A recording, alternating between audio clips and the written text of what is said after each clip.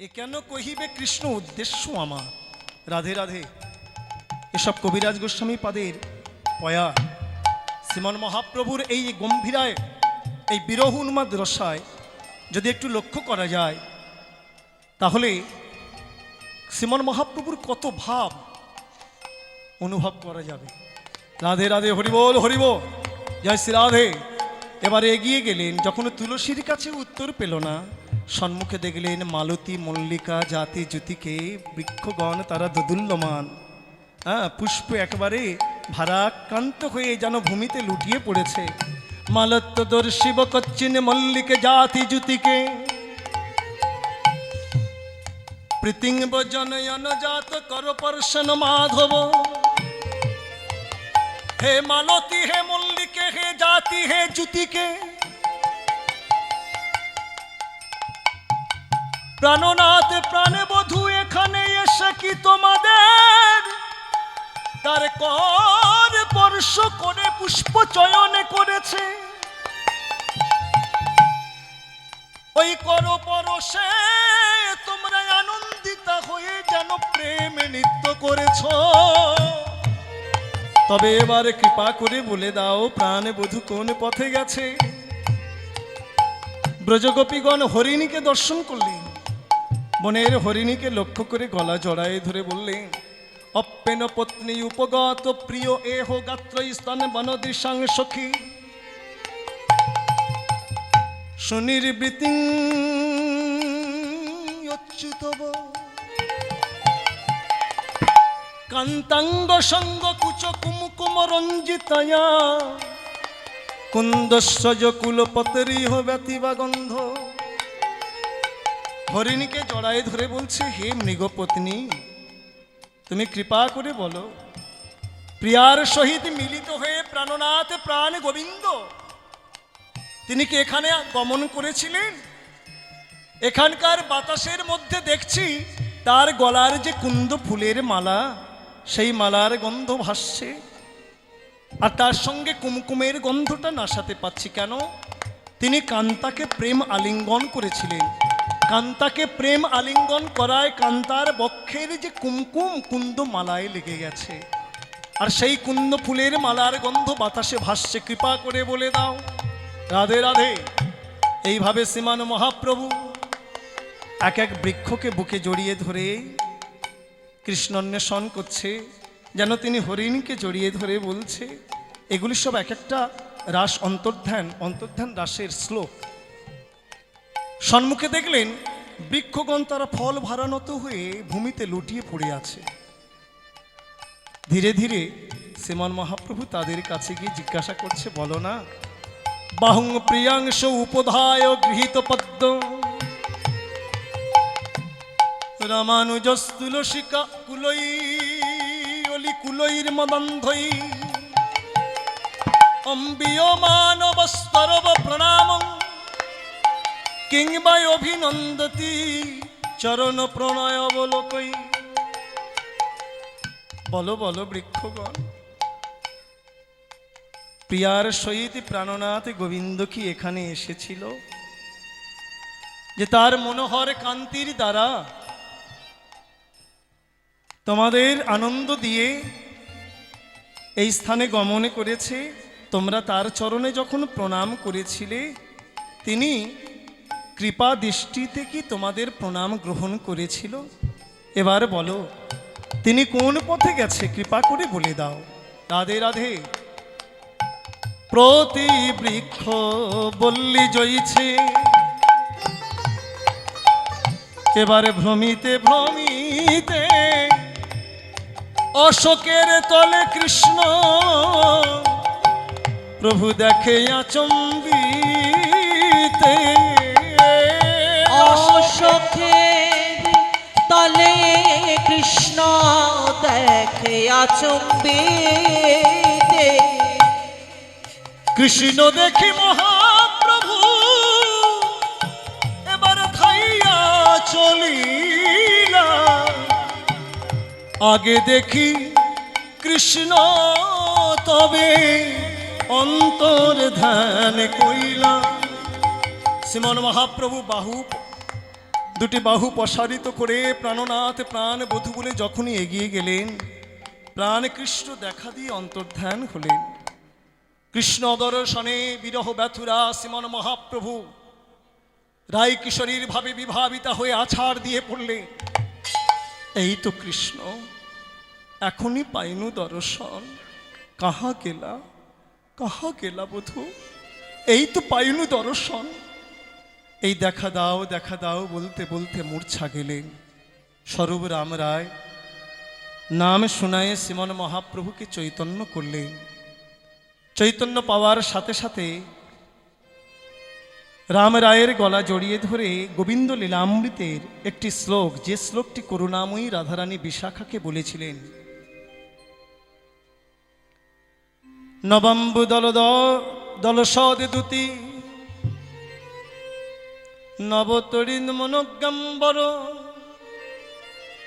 সুচিত্র মুরলী স্ফুর শরদ মন্দ চন্দ্রানন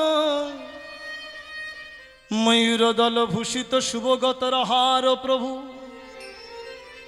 স্বামী মদন মোহন সখী তনতি নেত্র স্পৃহম। এই শ্লোকটা কবিরাজ গোস্বামী পাদ ত্রিপদীতে তিনি সুন্দরভাবে রচনা করেছেন। নবমেঘের মতো যার অঙ্গের কান্তি, নববিদ্যুতের চেয়েও মনোহর যার অঙ্গের বসন, শরৎ চন্দ্রের মতো যার মধুর মুরলী, যার কেশদাম ময়ূর পুচ্ছ দ্বারা ভূষিত, যার গলার মুক্তাহারের মালাখানি উজ্জ্বল তারার ন্যায় সখী, সেই মদন মোহন দর্শন দিয়ে কোথায় গেল? কবিরাজ গোস্বামী পাদ এবার বলছে, বলি নবঘন স্নিগ্ধ বর্ণ দলিতাঞ্জন চিকন, নবঘন স্নিগ্ধ বর্ণ গলিতাঞ্জন চিকন, ইন্দিবর নিন্দি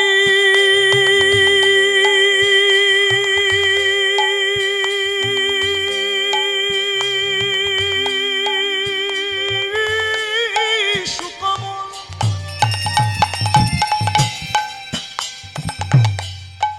ইন্দিবর নিন্দি সুকমল গো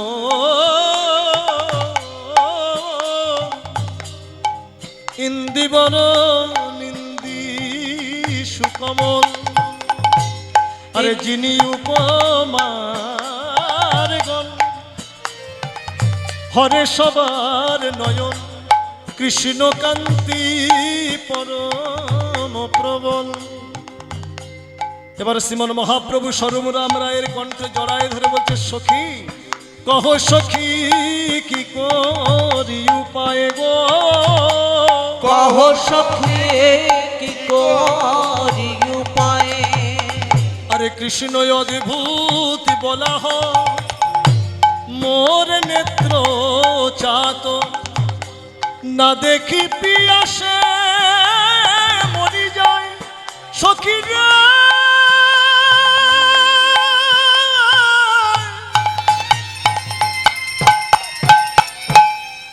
না দেখি পিয়াসে মরি যায় গো,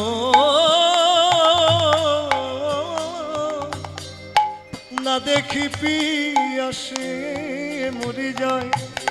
কি বলছে? কৃষ্ণ অদ্ভুত বলা হোক, অর্থাৎ কৃষ্ণ অদ্ভুত মেঘ। আমরা তো গগনের মেঘ দেখি, সাধারণ মেঘ, কিন্তু কবিরাজ গোস্বামী পাদ গোবিন্দকে মেঘের সঙ্গে তুলনা করলেন কেমন মেঘ? অদ্ভুত মেঘ। হরি বল। জানি তাই মাগো, মেঘ যদি হয় তা মেঘের তো বিদ্যুৎ চমকায়, তাই না?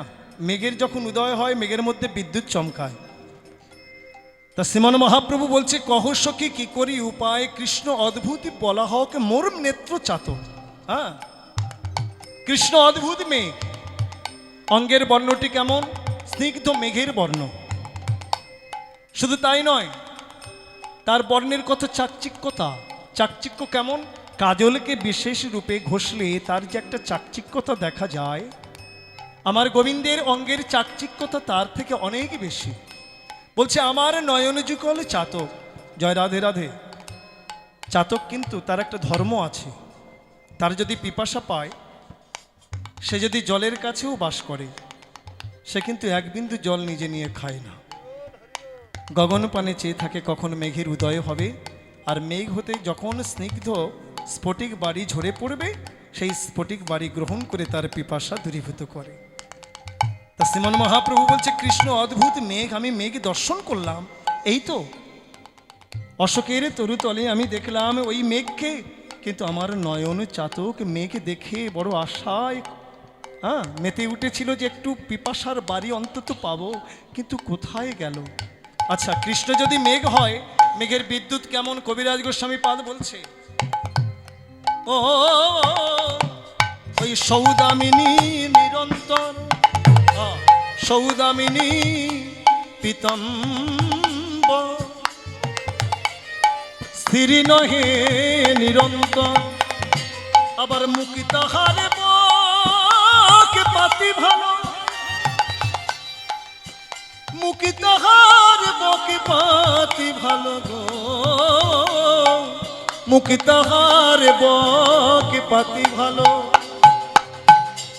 ইন্দ্রধন শিখি পাখা ওই উপরে দিয়াছে দেখা, আর ধনু বই জয়ন্তী মালো সখী হে। রাধে রাধে। কৃষ্ণ মেঘের সৌদামিনী অর্থাৎ বিদ্যুৎ কোনটি? বলেন ওই যে পিত বসন, হলুদ বর্ণের বসন পরিধান থাকে তো, আর মৃদুমন্দ মলয় পবন সঞ্চালনে ওই বস্ত্রটি না দুলছে, নড়ছে। দর্শন করে মনে হচ্ছে যেন বারবার মেঘের মধ্যে বিদ্যুৎ চমকাচ্ছে। হরিব। আবার বলছি ইন্দ্রধনু শিখি পাখা, মেঘের উপরে যে রামধনু দেখি, রামধনু ওই যে ময়ূর পুচ্ছ, ময়ূরের পুচ্ছের মধ্যে যে 7টি রং, হরিব, দর্শন করে মনে হচ্ছে যেন ইন্দ্রধনুর উদয় হয়েছে। আর ধনু বৈজয়ন্তী মালো, বৈজয়ন্তী মালো জানো, কামের ধনু। রাধে রাধে। জানি তাই মেঘের যদি উদয় হয়, বিদ্যুৎ যদি চমকায়, তাহলে তো গর্জন শোনা যাবে। তা কৃষ্ণ মেঘের গর্জনটি কোথায়? ওই মুরলীর কলধ্বনি, ওই মেঘের মধুর গর্জন শুনি, মুরলীর কলধ্বনি, মেঘের গর্জন শুনি, বৃন্দাবনে নাচে ময়ূর চয়, আরে অকলঙ্ক পূর্ণ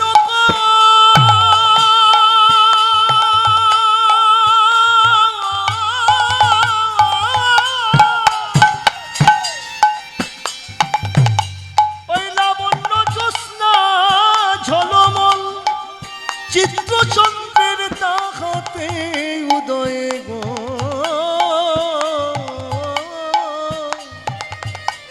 চিত্রচন্দ্রের তাহাতে উদয় সখী হে। প্রাণে বধুরী অধরের মুরলীর ধ্বনি, ওই মেঘের গর্জনে স্বরূপ। আবার মেঘ ডাকলে ময়ূরগণ তো নৃত্য করে, যেন বৃন্দাবনে ময়ূর নাচছে। কেন? প্রাণনাথে প্রাণবধূর মোহন চূড়া, ময়ূর পুচ্ছ দ্বারা গঠন করা যে চূড়াখানি, মৃদুমন্দ মলয় পবন সঞ্চালনে দোদুল্যমান, তো দর্শন করে যেন মনে হচ্ছে যেন মেঘের উদয় হয়েছে, উদয়ের সাথে সাথে ময়ূর পেখম তুলে নৃত্য করছে। এখানে প্রশ্ন হলো, যদি মেঘ ডেকে থাকে তাহলে তো বর্ষণ হবে। তা কৃষ্ণ মেঘের বর্ষণটি কোথায়? কবিরাজ গোস্বামী পাদ বললেন, ও লীলামৃত বরিশনে সিঞ্চে 14 ভুবনে গো, লীলামৃত বরিশানে সিঞ্চে 14 ভুবনে, হেন মেঘ যবে দেখা দিল, ওই দুর্দৈব ঝঞ্ঝা পবনে, মেঘে নিল অন্য স্থানে, এবার মরে চাতক পিতে না পাইল গো, মরে চাতক পিতে না পাইল। রাধে রাধে, হরি বল হরি বল। এত কহি গৌর হরি। স্বরূপ রাম রায়ের কণ্ঠ জড়াই ধরে বলছে, সখী কোথায় গেল আমার প্রাণ বধূ, এখনই তো পাইনু দর্শন। এবার স্বরূপের পানে চেয়ে বললেন, স্বরূপ তুমি আমার কৃষ্ণ কথা শোনায়ে প্রাণ বাঁচাও। স্বরূপ গীত গোবিন্দের একটি শ্লোক উচ্চারণ করলেন, রাশি হরি মিহ বিহিত বিলাসং স্মরতি মন মম কৃত অভিলাষম। এই শ্লোকটি যখন উচ্চারণ করলেন, হরিবল হরিবল, শ্রীমন মহাপ্রভু ভাবে বিভোর হয়েছে। স্বরূপ গোসাই যখন এই পথে গাইলা, স্বরূপ গোসাই যখন এই পদে গাইলা, উঠি প্রেমাবেশে প্রভু নাচিতে লাগিলা। উঠি হরিবল হরিবল, প্রেমাবেশে প্রভু নাচিতে লাগিলা, উঠি প্রেমাবেশে প্রভু নাচিতে লাগিলা। উঠি প্রেমাবেশে প্রভু নাচিতে লাগিলা। আমার গৌরাঙ্গ নাচিছে, গৌরাঙ্গ নাচিছে, আমার গৌরাঙ্গ নাচিছে, গৌরাঙ্গ নাচিছে, ভাবে ভাবে বিভোর হয়ে গৌরাঙ্গ নাচিছে। ভাবে ভাবে বিভোর হয়ে গৌরাঙ্গ নাচিছে। ভাবে ভাবে বিভোর হয়ে গৌরাঙ্গ নাচিছে।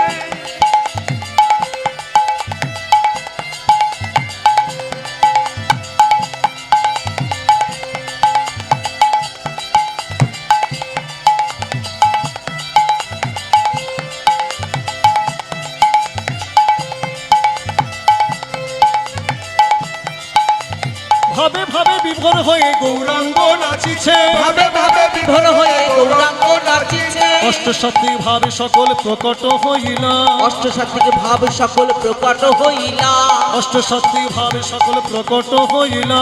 অষ্টসাত্ত্বিক ভাব সকল প্রকট হইলা। ভাবাবেশে নাচছে শ্রীমন মহাপ্রভু। এক এক করে অষ্টসাত্ত্বিক ভাবের উদয় হলো। দেখা যাচ্ছে স্তম্ভ হঠাৎ নৃত্য করতে করতে চুপটি হয়ে দাঁড়িয়ে গেলেন, একেবারে নিস্তব্ধ। আবার সর্বাঙ্গ কখনো পুলকিত হচ্ছে, এমন পুলকিত হচ্ছে এই যে রোম বৃন্তগুলি না শিমুলের কাঁটার মতো ফুলে উঠেছে। কম্প এমন সর্বাঙ্গ কাঁপছে, এই দাঁতগুলি ঠক ঠক ঠক ঠক ঠক ঠক করে আঘাত করছে, দাঁতের শব্দ হচ্ছে। আর কখনো রোদন করছেন, যখন তিনি কাঁদছেন তার কান্নার এই ধারাটা কেমনভাবে বইছে, পিচকারির ধারার মতো। যেমন আমরা হোলি খেলতে যাই পিচকারি, হ্যাঁ, এই পিচকারির ধারার মতো ভক্ত অঙ্গ ভেসে যাচ্ছে। হরিবল হরিবল। এই ভাব সন্ধি ভাব সাবল্য এক এক ভাবের উদয় হলো। একে একে পদে পুনঃ করায়ে গাউন, একে একে পদ পূর্ণ করে গায়ন। স্বরূপ গোসাই গাইছে, শ্রীমান মহাপ্রভু নৃত্য করছে, বলছে স্বরূপ তুমি বন্ধ করো না, গাও গাও আবার গাও, গাও গাও আবার গাও, গাও গাও আবার গাও। গাও গাও আবার গাও। ওরে স্বরূপ তুমি গাও গাও আবার গাও, হে হে স্বরূপ তুমি গাও গাও আবার গাও। একে একে পদে পুনঃ করায়ে গাউন, একে একে পদ পূর্ণ করে গাও। আরে পুনঃ পুনঃ আস্বাদয়ে বাড়য়ে নর্তন, পুনঃ পুনঃ আস্বাদয়ে বাড়ায়ে নর্তন, পুনঃ পুনঃ আস্বাদয়ে বাড়য়ে নর্তন। পুনঃ পুনঃ আস্বাদয়ে বাড়ায়ে নর্তন। নৃত্য করছেন শ্রীমন মহাপ্রভু, বলছে স্বরূপ তুমি গান থামিও না, তুমি গান গাও। একটা পদ যখন শেষ করছে বলছে আবার গাও, আর একটা পদ হচ্ছে। শ্রীমন মহাপ্রভুর নৃত্যের বিরাম নয়। রায় রামানন্দ দর্শন করছেন যে প্রভু এত নৃত্য করছে, এমনভাবে নৃত্য করছে, প্রভুর শ্রম হয়ে যাচ্ছে, সর্বাঙ্গ ভেসে যাচ্ছে। ধীরে ধীরে স্বরূপকে ইঙ্গিত করলেন, স্বরূপ তুমি আর গান গেও না। স্বরূপ চুপটি করে দাঁড়িয়েছে, কিন্তু শ্রীমন মহাপ্রভু নেচেই যাচ্ছে। তখন রায় রামানন্দ ধীরে ধীরে কাছে এসে শ্রীমন মহাপ্রভুর কটটি ধরে বললেন, এসো প্রভু, জোর করে বসালেন। অবশেষে ভক্তগণ সবাই সমুদ্রে স্নান করে পুনরায় গম্ভীরায় গেলেন। গম্ভীরায় মহাপ্রসাদ আনলেন, সেবা দিলেন সেবক গোবিন্দ। সেবন্তে প্রভু বিশ্রাম করলেন। রাধে রাধে। বিশ্রামন্তে শয্যায় গাত্রোত্থান করলেন শ্রীমন মহাপ্রভু। সন্ধ্যা আগত, ভক্তগণ সবাই এসেছে। ভক্তবৃন্দ শনে শ্রীমন মহাপ্রভু আগমন করলেন জগন্নাথের মন্দিরে। দূর থেকে জগন্নাথকে দর্শন করছেন, ভাবে বিভোর হয়ে গেছে। জগন্নাথের চরণে মনের কথা নিবেদন করছে। আছো আনন্দে সদা তুমি, আনন্দ ধামে কত ভকিত নিত্য হেথা ধায় তোমা পানে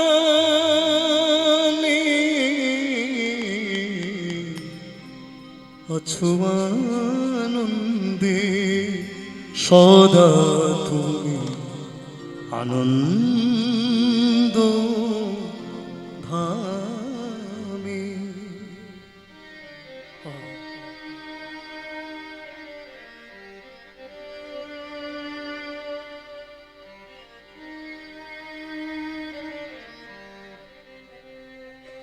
ভ্রমর যেমন পুষ্প পাশে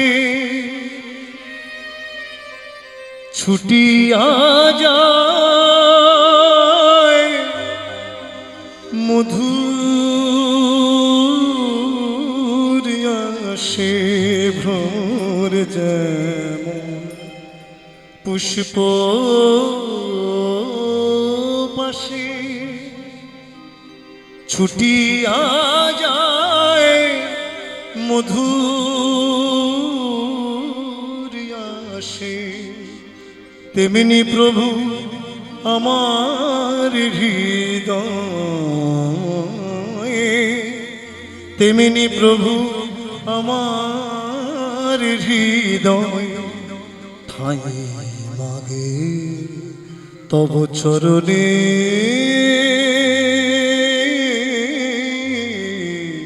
আছো আনন্দে সদা তুমি, আনন্দ ধামে। দর্শন করতে করতে ভাব গাঢ় হয়ে গেছে। তিনি জগন্নাথকে দর্শন করছেন যেন রাসমণ্ডলীতে ভগবান কৃষ্ণচন্দ্র বিরাজমান, আর বলদেবকে দর্শন করছেন যেন বৃন্দাবন বিলাসিনী করুণাময়ী রাধারানী। সুভদ্রাকে তিনি দর্শন করছেন যে করুণাময়ী রাধারানীর প্রধানাসখী ললিতা, নয়নে বিস্ফারিত করে এক দিকে চেয়ে আছে।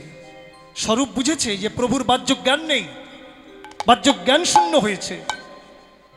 তাই রায় রামানন্দকে ইঙ্গিত করলেন, তুমি প্রভুর পাশে দাঁড়াও, আমি এই পাশে রইলাম। কেন এখনই প্রভু পড়ে যাবে। রায় রামানন্দ যখনই শ্রীমান মহাপ্রভুর পাশে এসে দাঁড়ালেন, শ্রীমান মহাপ্রভু অচৈতন্য হয়ে পড়ে গেলেন।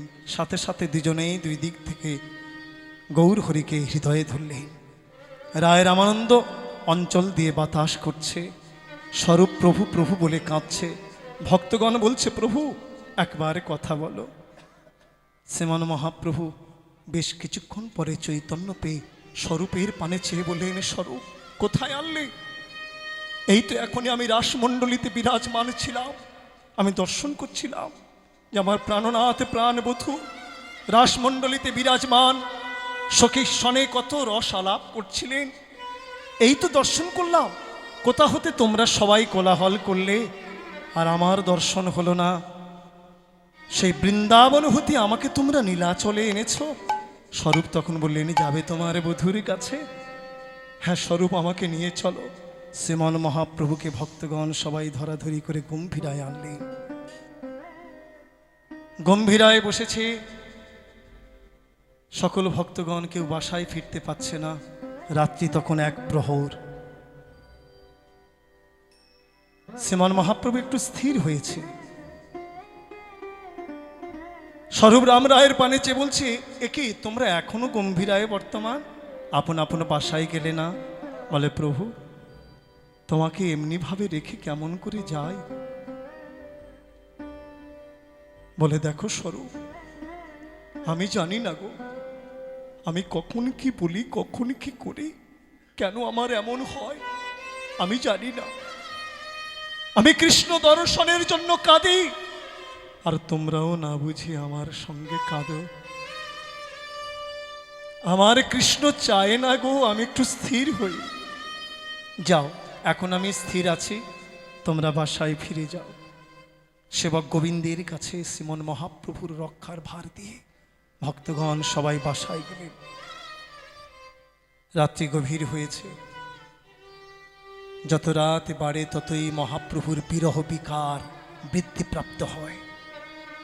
থাকতে পারে না, পাষাণে বদন দিয়ে পাষাণে মাথা খুঁড়ছে, পাথরের গায়ে কৃষ্ণ, হা কৃষ্ণ প্রাণ কৃষ্ণ বলে মাথা খুঁড়ছে, শানে বদনটি ঘষছে, রুধিরে লাল হয়ে যাচ্ছে। কেঁদে কেঁদে বলছে, হে প্রাণনাথ, তোমার কি আমার প্রতি দয়া হয় না? বধূ হে,